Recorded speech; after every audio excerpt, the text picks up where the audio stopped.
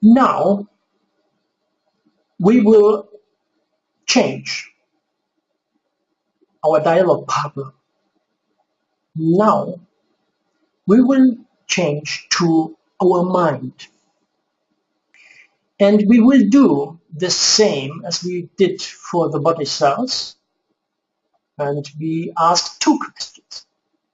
The first question is that we would like to know what the mind needs to get to be happy. And the second thing is that we ask the mind whether he would like to join for this new adventure. And this new adventure is telepathy.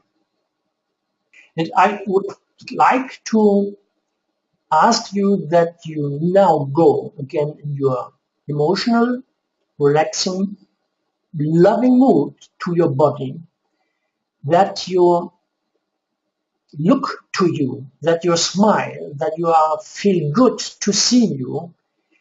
Possibly you touch the face and you are very, very positive in that moment and you love yourself.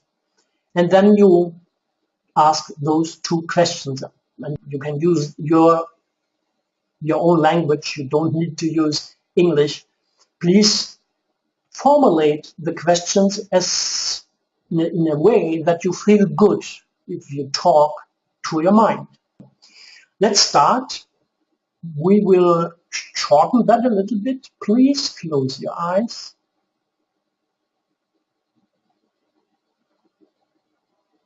Please visualize that you stay in front of your body, smiling. You are very happy to see you again.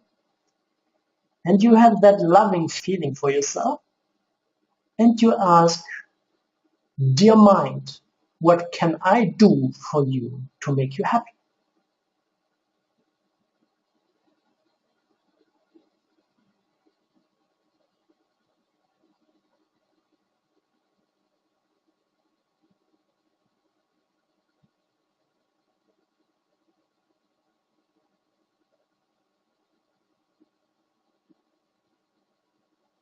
The first feedback you receive from your mind, please remember, make a note, and then ask the second question.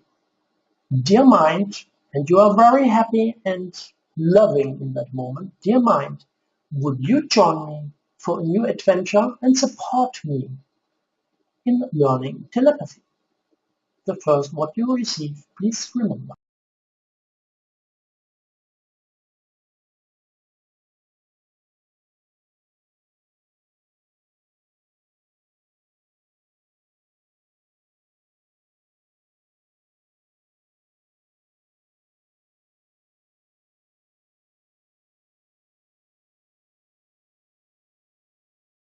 Well, again, I propose that we are now move forward to the next slide. By the way, this exercise you also can do with your participants, even those are scientists, because if we know that and we have that sometimes that the mind is stopping. He says, no, that is nothing telepathy, I can not support that, I don't know anything, please let me out of that game, and this kind, it can happen. But please be supportive and helpful for those participants, because if we achieve that the mind will be a partner in going the telepathy part, then basically we have won the game. If we have resistance by the mind, this is basically depending on that the mind is not integrated in our I am, I would like to say, and we should work with a loving attention to support the mind to go with you that path. And that is the same for scientists, and you will have sometimes experiences where the mind of a scientist or engineer said as an answer for the question 1, what makes you happy? Please let me alone. Please give me silence, or please, I need more time to rest, and this kind of things. And that is a strong information. You should have open over, and that also is valid for all your aspects of I am. Okay, now we will move forward, and that is now information you see on the chart, which helps you tremendously yourself in your own telepathic communication, as well as in the telepathic communication of the participant. Why? On the right side, there is one statement. Ask your mind whether the received information is true or is changed or falsified.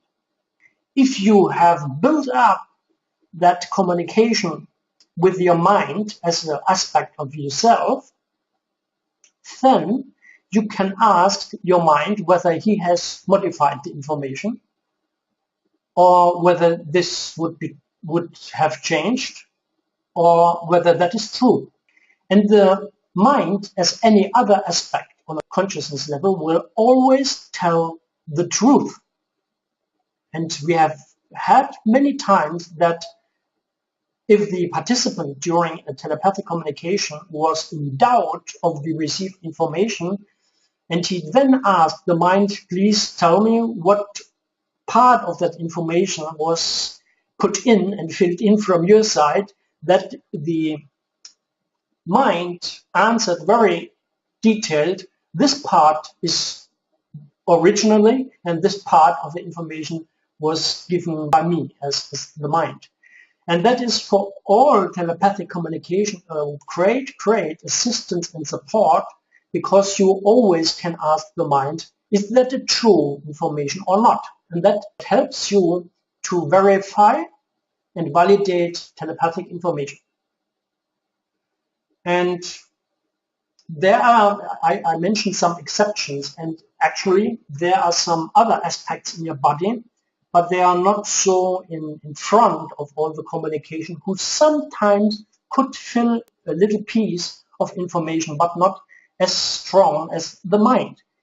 But you can ask the mind whether any other aspect of your body has modified or falsified the information which was received telepathically.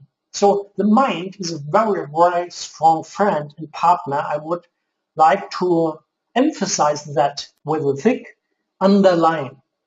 So please use that as much as possible, and you will be very happy in telepathic communication.